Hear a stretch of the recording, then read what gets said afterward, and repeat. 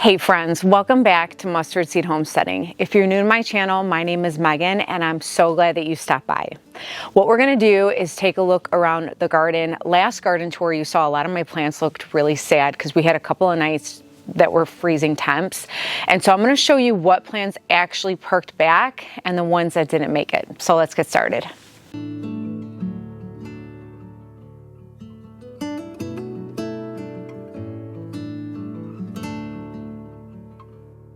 Now, before we take a look up here and I show you a few things on the driveway, I do want to start in the garage. There's a few things I want to show you guys. The reason I wanted to start in my garage is because I wanted to show you the plants that I overwinter that I plan to take out as soon as we get consistent warm temperatures.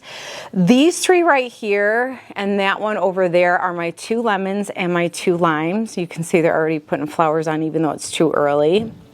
And then these over here are overwinter pepper plants. Now I just started these this last fall. Some of them are looking a little sad, so I'm not sure if all of them will make it.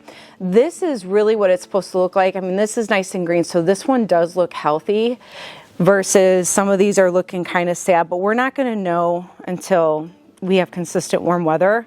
And even if they don't make it, I do plan to use these bags for peppers. And I had already started a lot of pepper seeds over here. And so my goal is to just have, you know, so I know some people don't find it worth overwintering pepper plants. For me, because I had such success with these pepper plants, that's what gave me the idea to overwinter more, because I had gotten a lot of peppers from these. The moment I took them out last year, they were the first ones to give me peppers and they stayed consistent all summer long. And then this little cutie patootie pepper plant, my mother-in-law gave me, and I take this out. You can see they're the little teeny peppers. I can't think of the name of these right now. I should put a tag in here, but they're the cutest little peppers. I actually freeze dried a lot of these and made a powder. I'm looking forward to taking that back out this summer. And then over here are a bunch of Meyer lemon starts. I had started all of these from seeds. A very dear family member from Florida had sent me some seeds and I germinated all of them. And so some of them are looking a little sad. I don't know if they're all going to make it, but some clearly are doing really well. So I'm looking forward to taking these out in the summertime to see if any of them flourish. I also thought it was worth showing the ginger and the turmeric. So last year I had a beautiful harvest of ginger and turmeric. And so I took a few pieces so that I could get a few eyes and some sprouts from these and regrow from pieces that I already harvested so that I could never have to buy ginger and turmeric again. So I'm looking forward to planting these. And then down here are some sweet potatoes that I'm trying to make slips out of. These are like a white sweet potato, and then these are 2 different. One is, I think, a red sweet potato and then just a regular orange sweet potato. I just purchased these from the store and these are still kind of new in the tray. But I'm hoping to just produce all of my own slips instead of making slips and purchasing slips. So we'll see how that goes. And then, of course, my starts that are right outside of my garage. I put them right here against the garage and it gives it just enough sunlight and also protection in case there's any crazy heavy rain. I know I show these quite often, but now that we're going to have a little bit of consistency in temperatures, I'm just leaving them outside so that they can grow a little bit more. Plus I was having some major aphid issues and I think with them being out here helps a lot better. And look at this romaine, you guys, it's so pretty.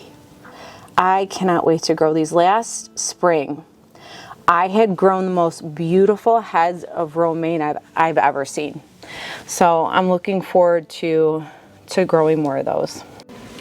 Now, real quick, I think it is worth noting that I'm never opposed to purchasing starts or potato seeds or sweet potato slips. I've purchased a lot. In fact, I'm waiting for some potato seeds from MI Gardener that I ordered. Plus, I purchased some potatoes, organic potatoes from the grocery store. But my goal with gardening, as I learn every year, is that I want to be able to take something that I grow and turn around and regrow it again. For instance, turmeric and ginger. Or if I had taken a sweet potato, which this year I didn't do very well because I planted them really late. But had I taken a sweet potato and made slips from that, that way I'm cutting the cost down, not just in my grocery bill, but also for my garden bill, because gardens can cost money too. It's worth it. But that's my ultimate goal. But in the meantime, yes, I am a big believer and huge supporter of purchasing from good companies that really put a lot of their time and energy and their love into the things that they grow. Now, before we go up top there, I definitely want to show you what's going on over here, because there's some plants that definitely perked up. And I'm also going to show you the sweet potatoes, because those are definitely, we're done with those. So, but I did notice, now I had some frost covers, but look at these little strawberry plants. Look at how green they look. They're so pretty. Don't expect anything crazy to happen, but I thought it'd be worth showing you. Of course, you can see some dead strawberry leaves too. And then up here, we got some mint that seems to be doing okay, pretty good. So I'm going to keep, now this one is a newer mint. This is my lemon mint that I just planted this fall time before it got really cold, so that it could establish itself. And then here are the plants that perked up. I'm very, very happy. These are my broccolis. Broccolis seem to do very well for me when it comes to frost tender. They're very good. So these all perked up, so I'm very happy to see that. Now, there are a lot of plants that surprisingly are doing very well. Some of them I did put frost covers. I do have, this is the yarrow. I do have some frost covers for the GREENSTALKs, and I believe these three had it. No, I take that back. This one had it, that one had it, and then my two kale and broccoli, which is what I want to show you. We're going to actually harvest a couple of kale leaves because I love harvesting them when they're small like this. So let's go ahead and grab a couple of these, because I'm going to show you up here what went well and what didn't after the frost. Now, one thing I do love to harvest are kale leaves, because as I have shared in a previous video, I love to make kale powder with my freeze dryer. I use it in my shakes every single morning for extra vitamins. What I'm trying to do is use as much whole food from my garden and not as much supplements, because I've taken an abundance of supplements. Not that there's anything wrong with them, because I think they're well needed, and I think there's amazing supplements out there. But I'm trying to change things up a little bit and use what I grow in place of a lot of supplements. So I'm not taking like 20 supplements. So let's go ahead and start harvesting some kale. And by the way, I will leave in the description, I did a video, I can't talk. I did a video on powdering kale leaves, and so you can see exactly what it looks like and what I did. All right, guys, well, I'm excited to, like I said, harvest these. And these perked up. I was so happy to see that these perked up, which I figured they would perk up. I just wasn't for sure, but I'm happy that they did. Now, I love growing kale in the GREENSTALKs. I think they do exceptionally well. I've never had any issues with them in the GREENSTALKs. In fact, during the summertime, they did amazing. They produced so much kale leaves for me in the summertime. I was actually very surprised, because typically kale is more of a colder weather crop.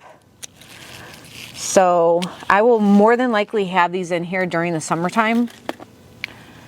because of how well it did last year. So is anybody getting ready for the spring garden? I know I have been planting a lot of seeds lately, and I'm already looking forward to it. I know we still have quite a while to go, but I'm really looking forward to it.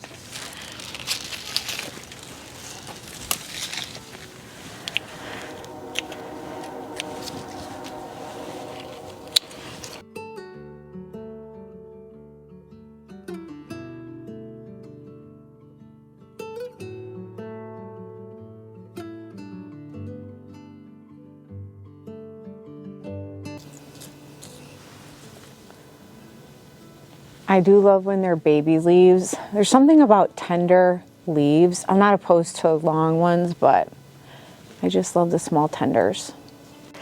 Now these with the folding trellises, I plan to start some more seeds for vining snap peas. I put some in here when it was warmer and it did not do well, did not germinate. So I'm going to start some seeds in the garage soon so that we can plant those in there. They do amazing growing up these trellises. I had them last spring and I had an abundance of snap peas. Now here's the sweet potatoes that I harvested from the very last two tiers, which is this one and this one.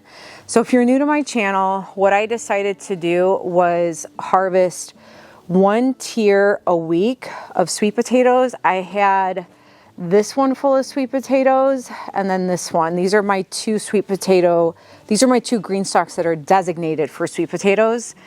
And so with this last couple of freezing nights, it just made it really, they're soggy. So these were definitely a fail. But I will say that the other tiers as well as this one, we had a couple of freezing nights and they turned out really well, so it was worth it. I may not wait as long as I did this time. I might do like 2 tiers at a time, but that's the last little bit, and unfortunately these are all garbage.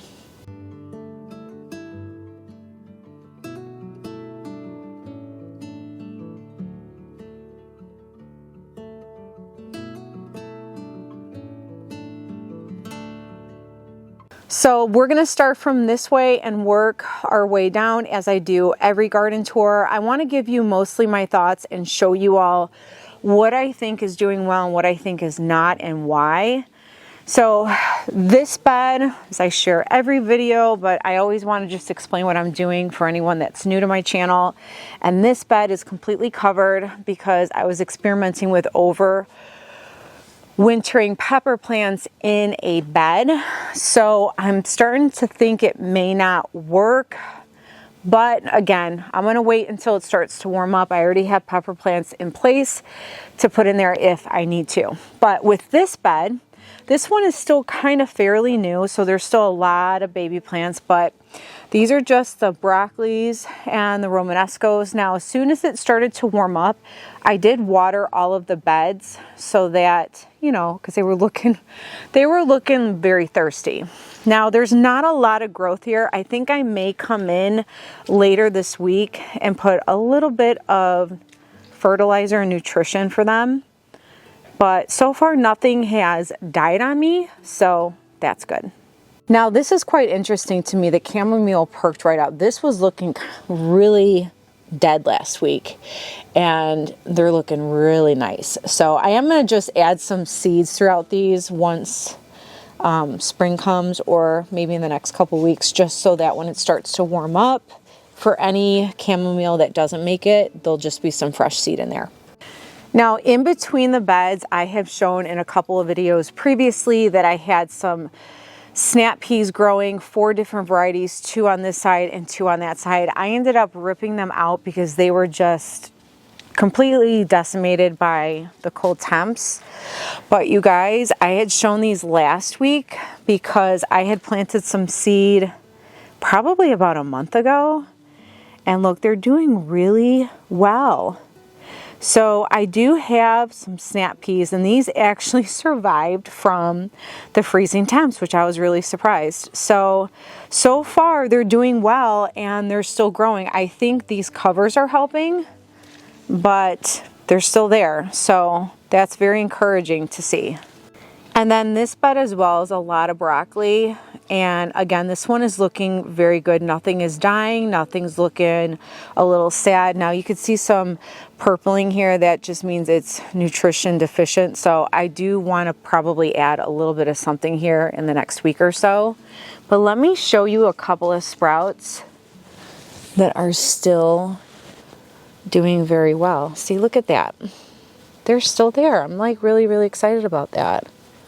So I want to show you these so that you can see that even in cold temps, maybe it's the frost cover, but these little seedlings are still doing really well. So we'll see if anything comes of it. Like I said, I'm going to be starting a couple or quite a bit of them actually in the garage so that I have some for the spring.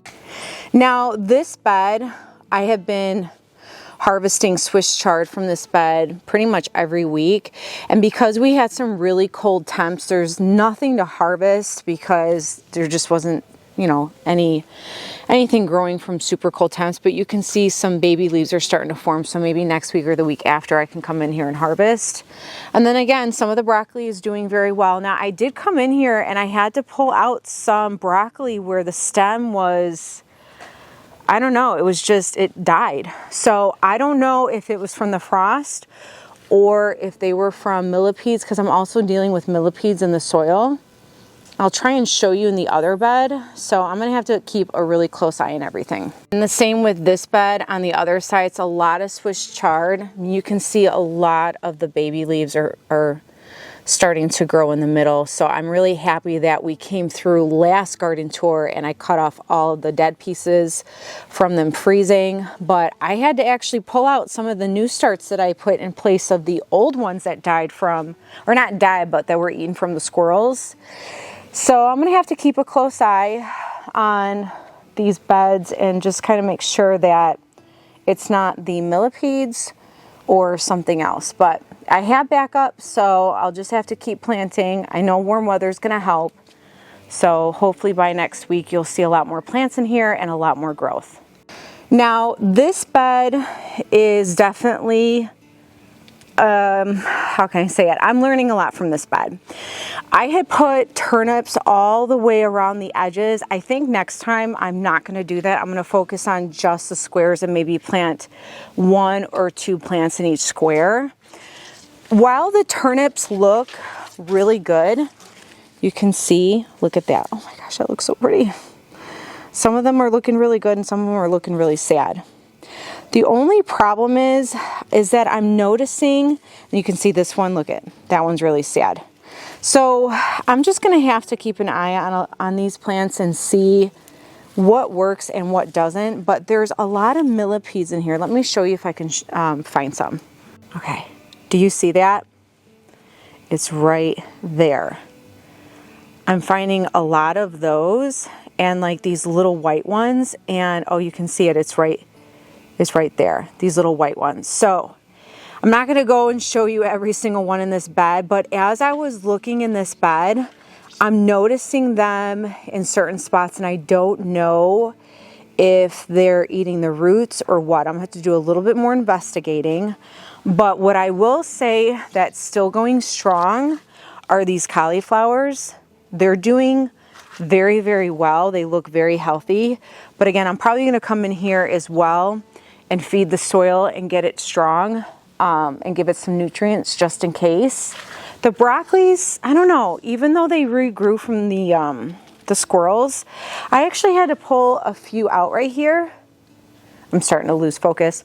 I had to pull a few out because the stems, I don't know, they got kind of soft on me and almost like they just went bad. So I'm gonna be doing some investigating, but there are some plants in here that are doing amazing. Like I said, the cauliflower is doing beautifully.